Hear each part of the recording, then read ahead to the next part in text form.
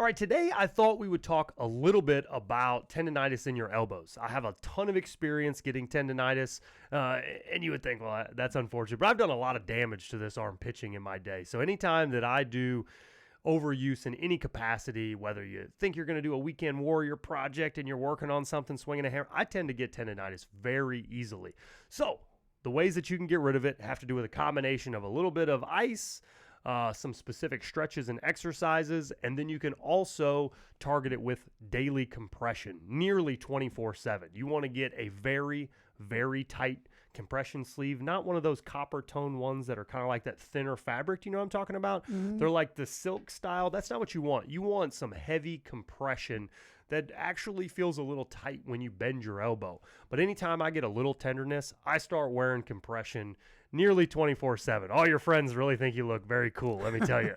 I look tough with the right. Now you're saying overuse. Is that primarily where that comes from? Haven't experienced that. Well, most of the time it comes from, imagine you're on like a trip or something and you play tennis one day. All of a sudden you might be really tender in your elbow. I've seen that a couple times, even with myself. My mom likes to play tennis. We go on a trip, so we'll play tennis.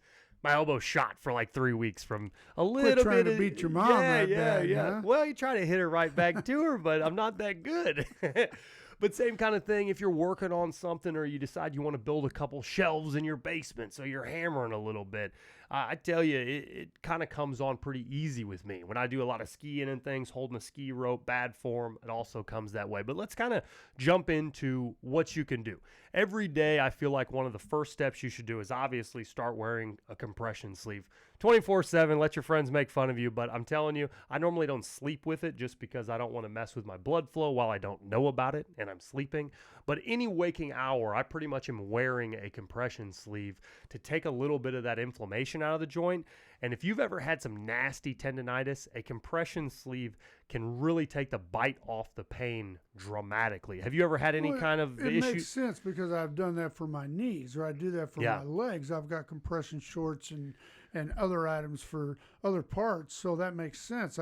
I'm not too worried about them making fun of me. Well, it's a pretty good joint too. With your knee, sometimes you have a sleeve that slides up, moves down, those types of things. Your shoulder's nearly impossible to get a real good compression on. But the elbow, it's pretty easy. It's a hinge joint. You're not doing anything too awful crazy from like the impact of legs when you're running. The sleeves kind of dance down your legs a little. So a compression sleeve on your elbow will stay pretty close or stay pretty in place while you're going through some of these other exercises. And I don't really take a whole lot of time like specifically to work on an exercise. I kind of do it throughout the day when it's a little tender. One thing you'll do is you'll walk up to the wall and place your hands like this on it. And what's nice about it is it's such an easy stretch, but it allows you to stretch out your fingertips. And you can sit on the wall and it kind of starts stretching it out on like the most basic level. It's not too much, it's not too little.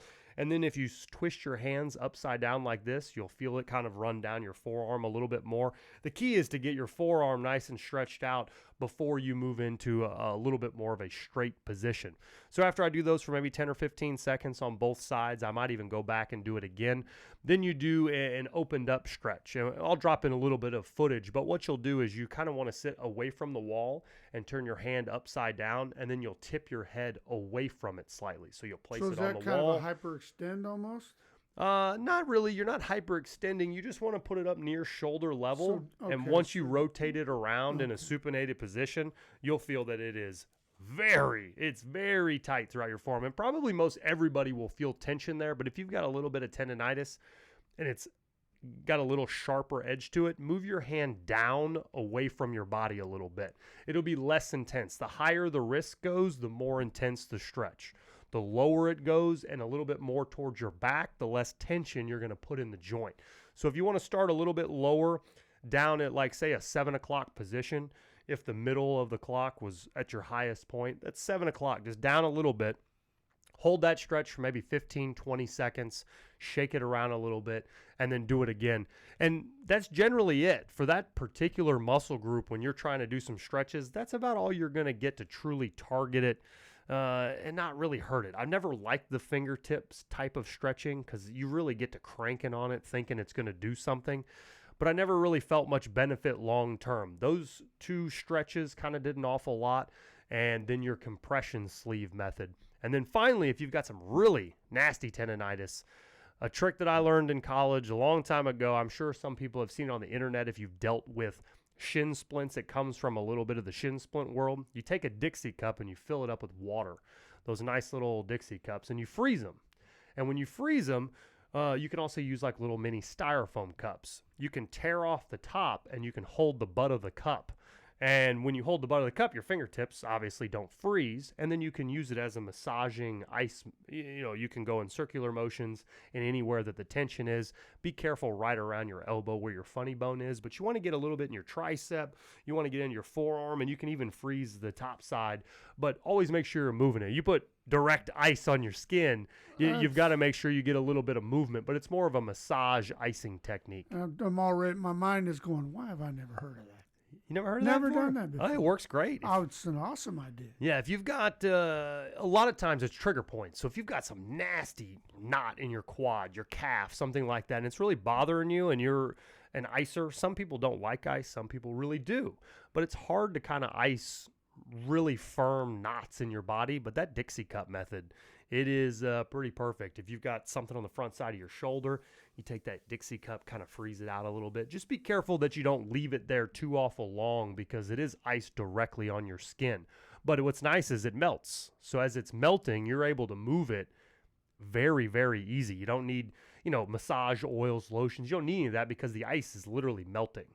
So put a little towel underneath you because you'll start dripping and whatnot. But it's a very good massage technique that you should use if you're ultra tender, if you know what I mean.